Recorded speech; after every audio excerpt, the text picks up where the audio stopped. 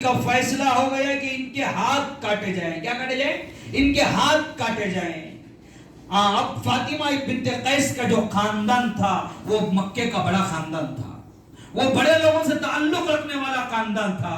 انہوں نے حضرت زید کو اللہ کے نبی کی خدمت میں بھیجا اور کہا کہ مکے کے عزت دار خاندان کے لوگ ہیں، عزت دار قبیلے کے لوگ ہیں، اگر فاطمہ بنت قیس کے ہاتھ کاٹے جائیں تو ہمارے خاندان کی عزت چلی جائے گی، ہمارے خاندان کی ناک کٹ جائے گی. آپ نبی کے پاس جائیں اور جا کر نبی سے کہیں کہ اس فیصلے پر نظر ثانی کریں گے، اس فیصلے کی اور ایک مرتبہ تحقیق کر لے. تو حضرت زید اللہ کے نبی کی خدمت میں حاضر ہوئے اور حاضر ہو کر نبی سے کہا، نبی آپ فاطمہ بنت قیس کے سلسلے میں اپنی جو بات کہے ہوئے ہیں کہ ان کے ہاتھ کاٹ دیے جائیں، کہ نبی آپ نظر ثانی کر لیں، اس فیصلے پر دوبارہ اس فیصلے کو دیکھ لیں. حضرت زید کے جملوں سے زبان سے یہ جملے نکلنے تھے، اللہ کے نبی کا چہرہ زرد ہو گیا، لال ہو گیا، اور اللہ کے نبی نے حضرت زید سے کہا، اے زید سنو، نبی جو بات کہتا ہے وہ نبی کی بات ہے. اب تم کہہ رہے ہو کہ فاطمہ بنت قیس مکے کی رئیس خاندان سے تعلق رکھتی ہے، مالدار خاندان سے تعلق رکھتی ہے، اونچے خاندان سے تعلق رکھتی ہے. اگر اس کے ہاتھ کٹ گئے، اگر اس کا مسئلہ عزت چلی گئی تو اس کی ناک کا مسئلہ ہے. یہاں شریعت تمہیں نظر نہیں آ رہی ہے. اللہ کے نبی نے کہا کہ اے زید سنو، اگر فاطمہ بنت قیس کی جگہ فاطمہ بنت محمد بھی اگر یہ کام کی ہوتی تو محمد کا یہی فیصلہ ہوتا، محمد کا یہی فیصلہ ہوتا کہ مالداروں کی وجہ سے، چند دھوکے بازوں کی وجہ سے شریعت کا کوئی فیصلہ بدلے گا نہیں. حضرت حسین کی شہادت اپنی جگہ ہے، لیکن شریعت اپنی جگہ ہے کہ شریعت جو کہتی ہے کہ شہداء کا ماتم نہیں منایا جاتا، ہم حضرت حسین کا ماتم نہیں مناتے.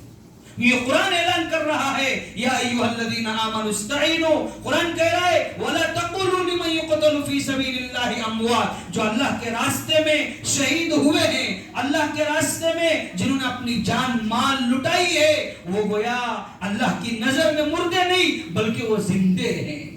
لیکن ہم لوگ نہیں جانتے، ہم لوگ آج نئی نئی چیزیں، نئے نئے رسم و رواج اور نئی نئی چیزوں کو اپنی زندگیوں میں لائے ہیں. اللہ کے نبی نے شریعت کو بھی دیکھو اور حضرت حسین کی شہادت بھی اپنی جگہ ہے. اور جو لوگ محرم کے مہینے کو منحوس سمجھتے ہیں اور محرم کے مہینے کو یہ کہتے ہیں کہ یہ دور رہنے کا مہینہ ہے، یہ نحوست کا مہینہ ہے، نحوست والے دن ہیں، گویا آپ کے یہ جملے قرآن کے احکامات کو ختم کرنے والے جملے ہیں. حضرت حسین نے کربلا کے میدان میں امت کو یہ پیغام دیا کہ دیکھو حق بھی تمہارے سامنے ہے، باطل بھی تمہارے سامنے ہے، اور تم جانتے ہیں کہ کیا حق ہے کیا ناحق ہے. آج امت مسلمہ کا ایک بہت بڑا طبقہ چند پیسوں کے لیے، میں نے اس سے پہلے بھی آپ سے کہا تھا کہ دیکھو شریعت کیا کہتی ہے وہ سنو، ایسے انسان نہ بنو کہ آپ کے مرنے کے بعد لوگ آپ سے یہ کہیں کہ مر گیا مردود، نہ فاتحہ نہ درود.